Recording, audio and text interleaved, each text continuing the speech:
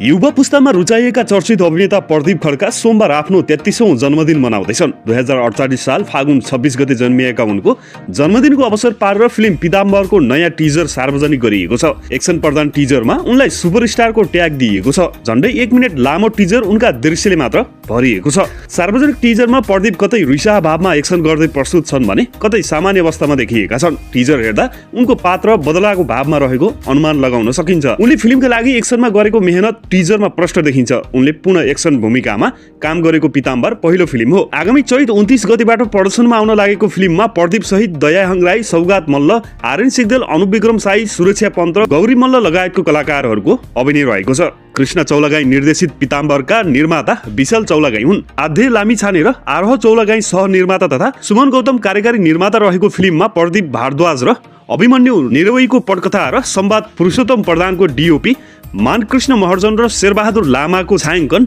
बन्दे प्रसादको सम्पादन तथा हिमाल केसीको एक्सन रहेको छ।